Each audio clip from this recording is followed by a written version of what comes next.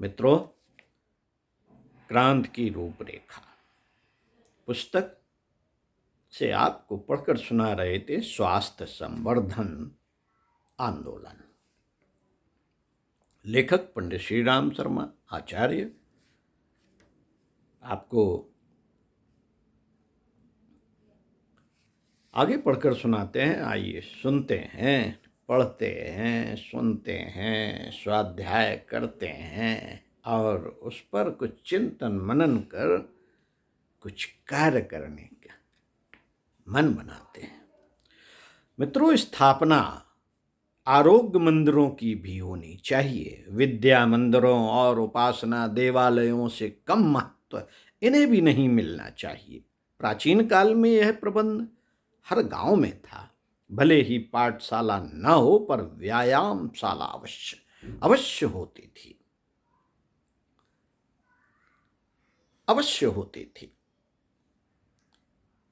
प्राचीन काल में यह प्रबंध हर गांव में था। अखाड़े बने होते थे, उस्तादों की तूती बोलती थी। जो लड़का उनमें नहीं पहुंचता था, बचकाना या मनचला आलसी विलासी समझा जाता था। साथ ही उसे तिरस्कार की दृष्टि से देखते थे। यही कारण था कि पहलवानी की प्रतिस्पर्धा ठनी रहती थी। त्योहारों पर जगह जगह दंगल नियोजित होते थे। उनमें कुश्ती ही नहीं, क्षेत्रीय परंपरा के अनुरूप अनेकों प्रकार की बल प्रदर्शन प्रतियोगिताएं भी होती थी। कुश्ती और लाठी, गदा, तलवार आदि चलाने की शिक्षा पर उन दिनों अधिक जोर दिया गया। जिन दिनों की शासकों की आक्रामकता और लूट खसोट ने बेतहाशा सिर उठाया था। सामान्यतया लड़ाने को कम, बलिष्ठ बनने की आवश्यकता को ही अधिक महत्व दिया जाता था। प्राचीन काल में आहार विहार का संयम सभी बरतते थे। आवश्यकता व्यायाम द्वारा बलिष्ठ बनने की अधिक रहती थी। इसलिए उन दिनों की आरोग्यशालाओं का नाम व्यायामशाला ही रहता था। कार्य पद्धति भी उतने ही उपक्रम तक सीमित रहती थी। आहार, ब्रह्मचर्य आदि का तो व्यायाम प्रेमी स्वयं ही ध्यान रखे रहते थे। आज उन प्रयासों को नए सिरे से जमाने एवं बढ़ाने की आवश्यकता है। उनमें पुरातन काल जैसी व्यायाम पद्धतियों की ही प्रमुखता न रहे, बढ़ना एक कदम आगे पड़ेगा। आहार विहार के क्षेत्र में जो विकृतियां घुस पड़ी हैं, निराकरण, उन्मूलन उनका भी करना पड़ेगा। अन्यथा असंयम जन खोखले मन के रहते व्यायाम करने की किसी में इच्छा ही न उठेगी, शक्ति ही न बचेगी। थकान और तनाव से जर्जर शरीरों को अपनी लाश ढोना ही भारी पड़ता है। फिर व्यायाम की इच्छा और हिम्मत किसके सहारे जगे?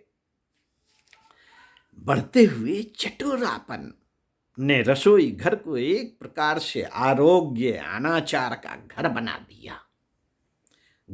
दिया है। तलने भूनने, मसाले की भरमार रहने की प्रक्रिया को इन दिनों पाक विद्या का गुण माना जाता है।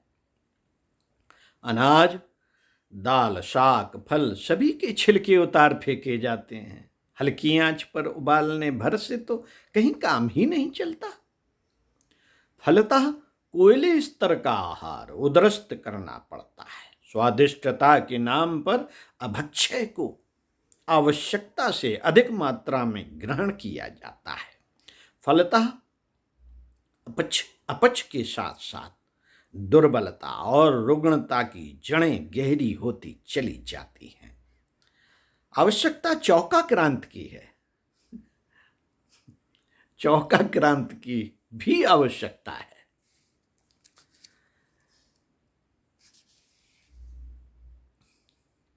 जिसमें अंकुरित अन्न, छिलकों को न फेंकना, भाप से पकाना, शाकों, ऋतु फलों, सलादों का उपयोग जैसी अनेकों बातें सिखाई और प्रचलन में लाई जानी चाहिए। यदि आहार को सही रूप में ग्रहण करने का तत्व दर्शन हृदयंगम कर लें तो स्वास्थ्य रक्षा संबंधी आधा प्रयोजन तो पूरा पूरा ही हो जाता है। इस चौका क्रांति के तहत रेस्टोरेंट भी खोल सकते हैं, व्यापार भी कर सकते हैं और एक अच्छा उदाहरण भी प्रस्तुत कर सकते हैं, पैसा भी कमा सकते हैं। साथियों, कसे हुए भारी कपड़ों की भरमार, सौंदर्य प्रसाधन, आभूषण जैसे सज्जा उपकरण आरोग्य की दृष्टि से कितने अहितकर हैं, यह पाठ हमें नए सिरे से पढ़ना होगा। गंदगी सहन करने की कुरुचि को स्वभाव का अंग नहीं ही बने रहने देना चाहिए। गांव की गली कूचों और पड़ोस के खेतों में मलमूत्र कूड़े कचरे को उस प्रकार सड़ने नहीं देना चाहिए जैसा कि सर्वत्र इन दिनों दृष्टिगोचर होता है। घरों की नालियां गलियारे को किस प्रकार गंदा करती हैं और रोग के कीटाणुओं को किस प्रकार बढ़ाती हैं, इस शिक्षण का शुभारंभ इस प्रकार करना होगा मानो हम आदिम काल से आगे बढ़कर सभ्यता के युग में प्रवेश कर रहे हों। मकानों की बनावट में धूप, हवा के लिए स्थान का न रहना शीलन और घुटन का कारण बनता है और स्वास्थ्य की बर्बादी को मैं किसी अन्य विपत्ति से कम नहीं रहता। प्रज्ञा अभियान ने कितने ही योगासनों और प्राणायामों का नया निर्धारण किया है। ये सरल होते हुए भी शरीर के प्रत्येक अंग अवयव को बलिष्ठ बनाने की दृष्टि से असाधारण रूप से उपयुक्त है। रोगी परिचर्या धात्री विद्या का परिचय प्रत्येक वयस्क नर नारी को होना चाहिए। प्राकृतिक चिकित्सा का निर्धारण ऐसा है जिसे अपनाकर मिट्टी, पानी आदि के सहारे रोग मुक्त बना जा सकता है। आसपास उगने वाली जड़ी बूटियों के गुणों का सामान्य ज्ञान हो तो उनके सहारे भी सामान्य रोगों से छुटकारा पाने के लिए अपना इलाज आप कर लेने जैसा अभ्यास बना रह सकता है। इसके लिए जड़ी बूटी खेत और उद्यान लगाने के लिए नए सिरे से उत्साह उत्पन्न किया जा सकता है। आइए क्या करें, कैसे करें, जानते हैं, समझते हैं और लोगों को इसका प्रचार करके बताते हैं। पहला, जनपद स्तर पर गायत्री परिवार के गणमान्य प्रतिष्ठित परिजनों को क्षेत्र के सेवाभावी भावनाशील चिकित्सकों से संपर्क कर उन्हें गांव-गांव विचार गोष्ठियों में ग्रामीण जनता को स्वस्थ रहने के उपाय बतलाए जाएं। ग्रामीण परिस्थितियों में स्वास्थ्य संरक्षण एवं संवर्धन हेतु अपने आहार विहार एवं आचार विचार में क्या परिवर्तन करने चाहिए, इसकी जानकारी सभी ग्रामीण भाई बहनों तक पहुंचनी चाहिए। ग्रामीण परिस्थितियों में पौष्टिक एवं संतुलित भोजन कैसे प्राप्त किया जा सकता है, कैसे प्राप्त किया जा सकता है, स्वच्छता का स्वास्थ्य में महत्व समझाया जाना चाहिए। नंबर 2, व्यायामशाला एवं प्रज्ञा योग केंद्र गांव-गांव, मोहल्ले-मोहल्ले में व्यायामशालाएं खोली जाएं। प्रज्ञा योग के व्यायाम एवं खेलों को जन जन तक पहुंचाया जाए। प्राचीन दंड बैठक, गदा चलाना, कुश्ती लड़ना जैसे व्यायामों के स्थान पर योगासन, प्राणायाम, बंध मुद्रा, नेति आदि का प्रचलन प्रारंभ कराया जाए। शांतिकुंज हरिद्वार से प्रशिक्षण प्राप्त कार्यकर्ता ऐसा केंद्र आसानी से चला सकते हैं। नंबर 3, प्राकृतिक चिकित्सा। योग्य अनुभवी चिकित्सकों के माध्यम से जन जन को प्राकृतिक चिकित्सा की जानकारी देकर मिट्टी, पानी, धूप आदि द्वारा सरल चिकित्सा से अवगत कराया जाए। प्राकृतिक जीवन जीने की कला का प्रशिक्षण जन जन को दिया जाए। नंबर 4, वनौषधि चिकित्सा।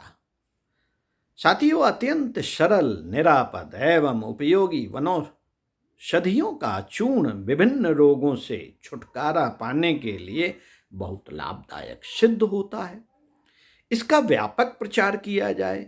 जड़ी बूटियों द्वारा स्वास्थ्य संरक्षण पुस्तक का स्वाध्याय कर कुछ ही वनौषधियों की जानकारी से बहुत से लोगों को स्वास्थ्य लाभ कराया जा सकता है। हर गांव मोहल्ले में इस कार्य में रुचि रखने वाला एक स्वास्थ्यकर्ता इस कार्य को सफलतापूर्वक कर सकता है। वनौषधियां यथाशक्ति ग्रामीण क्षेत्र में उपलब्ध रहती हैं अथवा इन्हें थोड़ी जगह में फसल के रूप में उगाकर तैयार किया जा सकता है। शांतिकुंज हरिद्वार से वनौषधियों के चूर्ण प्राप्त किए जा सकते हैं। उन्हें मंगाकर बिक्री द्वारा अथवा दानवीरों के सहयोग से मुफ्त वितरित कर जन सामान्य को लाभान्वित किया जा सकता है।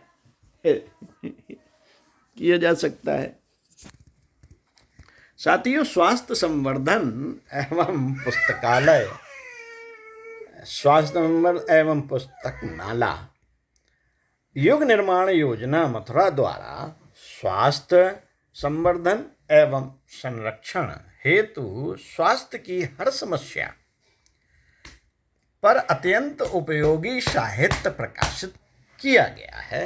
सभी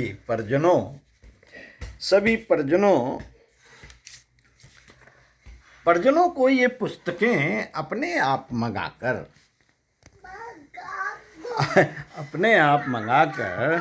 ये पुस्तकें अपने पास मंगाकर जनसंपर्क कर व्यक्ति व्यक्ति तक पहुंचाकर झोला पुस्तकालय द्वारा अथवा घर घर में ज्ञान मंदिर स्थापित कर अथवा ज्ञान रथ के साथ पहुंचकर स्थापित कराने का प्रयास करना चाहिए। इस युग की यह महान सेवा है। नंबर 6, मानसिक स्वास्थ्य जनजीवन का केंद्र बिंदु है। मन जीवन का केंद्र बिंदु है। इसे स्वच्छ बनाए रखने के लिए नियमित रूप से स्वाध्याय एवं सत्संग करना चाहिए।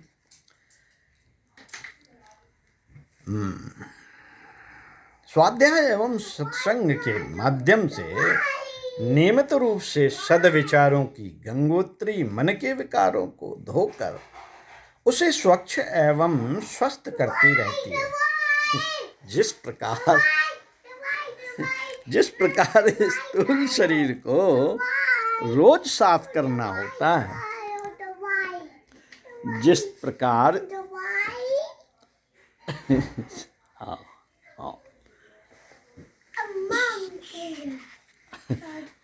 हाँ ठीक है साथियों, ये हमारा नाती है, परेशान करता है।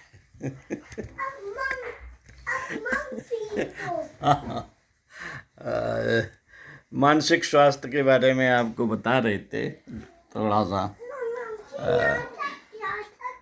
जिस प्रकार स्थूल शरीर को रोज साफ करना आवश्यक होता है, उसी प्रकार मानसिक रूप से स्वस्थ बने रहने के लिए सद्विचारों की झाड़ू से मन की सफाई करते रहना पड़ता है। ईर्ष्या, द्वेष, घृणा, काम, क्रोध, लोभ, मोह जैसे मनोविकारों को नियंत्रित करने हेतु सत्साहित्य का स्वाध्याय रामबाण औषधि है। नंबर 7 आत्मिक स्वास्थ्य। आत्मिक स्वास्थ्य उपासना के माध्यम से हम अपने आत्मिक स्वास्थ्य को बनाए रख सकते हैं। उपासना अर्थात देव शक्तियों का निकट सानिध्य। उपासना से व्यक्ति आस्तिक हो जाता है, वह हर प्राणी में ईश्वर का दर्शन करता है, सबको अपना भाई समझता है, उसका हृदय प्रेम, सहानुभूति, करुणा, दया और संवेदना से भरा रहता है। ऐसी भावनाओं में गोते लगाता हुआ वह परमात्मा की गोद में चला जाता है, जहां केवल आनंद ही आनंद है। जो व्यक्ति आत्मिक आनंद की अनुभूति करता है उसका व्यक्तित्व पूर्ण रूप से स्वस्थ रहता है। आत्मा परमात्मा का अंश होने के कारण निर्मल एवं पवित्र होती है, लेकिन वातावरण से प्राप्त कसाय कलमश उस पर चढ़ जाते हैं, जो मलिनता की परत बना लेते हैं। उपासना द्वारा उसकी नियमित सफाई होती रहनी चाहिए। स्वास्थ्य संवर्धन आंदोलन को सफल बनाने हेतु स्थानीय परिस्थितियों में जो भी प्रयास किए जा सकते हैं उन्हें अवश्य प्रारंभ किया जाए। पंडित श्री राम शर्मा आचार्य। ओम शांति।